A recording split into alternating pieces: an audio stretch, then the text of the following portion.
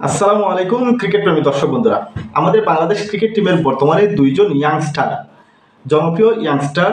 একজন হচ্ছেন তাওহিদ হৃদয়, যাকে বাংলাদেশের পরবর্তী মুশফিকুর রহিম বাবা হচ্ছে, রান মেশিন বাবা হচ্ছে। অন্যদিকে হচ্ছে শরীফুল ইসলাম, যাকে ভবিষ্যতে বাংলাদেশের বোলিং ইউনিটের নেতৃত্বের দাবিদার বলা হচ্ছে। সেই দুইজন ইয়াংস্টার বর্তমানে আমাদের বাংলাদেশে যে আন্দোলন চলছে কোটা বাতিল নিয়ে, সেই আন্দোলনে ছাত্রদের পক্ষে সমর্থন জানিয়ে দুজনেই ফেসবুক পোস্ট করেছেন, যেটা আপনারা স্ক্রিনে দেখতে পেয়েছেন, হয়তো নিউজগুলোতেও আপনারা দেখেছেন বা দেখতে পেয়েছেন। তারা নিজেদেরকে ছাত্র হিসাবে ছাত্র দাবি করে দুজনেই এই আন্দোলনকে সমর্থন জানিয়েছেন এবং বর্তমানে দুজনেই বাইরে অবস্থান করছেন।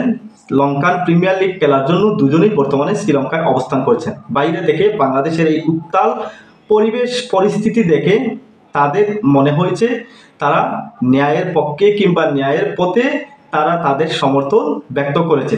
কিন্তু এখন প্রশ্ন হচ্ছে যে শরীফুল ইসলাম এবং তাওহিদ হৃদয় আসলে ওরা কি জাতীয় দলে কন্টিনিউ করতে পারবে, বা জাতীয় দলে তাদের পারফরমেন্সের কথা বিবেচনা করে তারা কি খেলতে পারবে, নাকি হয়তো তারা কোনো এক অজানা কারণবশত আস্তে আস্তে হারিয়ে যাবে, জাতীয় দলের গুড লিস্ট থেকে হারিয়ে যাবে। কারণ ওরা তো ন্যায়কতা কিংবা হক্কতা বলে একটা সমর্থন ফেসবুক পোস্টে জানিয়েছে।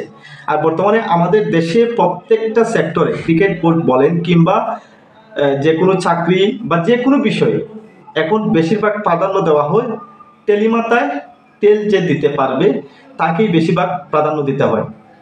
যে ন্যায় অন্যায় না বুঝেই একজনকে গুরু মেনে বরাবরই গুরুকে সমর্থন দিতে পারবে তাকেই প্রাধান্য দেওয়া হয়। এখন আমার মনের মধ্যে একটা ভয় আসলে কাজ করছে যে এই যে তাওহিদ হৃদয় এবং শরীফুল ইসলাম, ওনারা ক্রিকেটার, জাতীয় দলের ভবিষ্যৎ ইয়াংস্টার বা বড় তারকা হওয়ার সম্ভাবনা আছে। দুজনেই পারফরমেন্স কিন্তু তেমনটাই জানান দিচ্ছে। এখন এই যে কোটা বাতিল আন্দোলন নিয়ে তারা তাদের সমর্থন বা তাদের মতামত ব্যক্ত করেছে, এটা অবশ্যই ন্যায়সঙ্গত। ছাত্র হিসেবে তারা সাধারণ শিক্ষার্থীর পাশে দাঁড়িয়ে সমর্থন জানিয়েছে এবং দর্শক বা সাধারণ শিক্ষার্থীর পক্ষ থেকেও কিন্তু তারা বাহবা পাচ্ছে। কিন্তু বিষয়টা কি এমন হয়ে যাবে না তো যে এই ফেসবুক পোস্ট বা এই সমর্থনের কারণে তাদের নিজেদের পায়ে নিজেরাই কুড়াল মেরেছে, বা তাদের জন্য জাতীয় দলের ভবিষ্যৎ কি অন্ধকার হয়ে যাবে বা অন্ধকার হতে যাচ্ছে?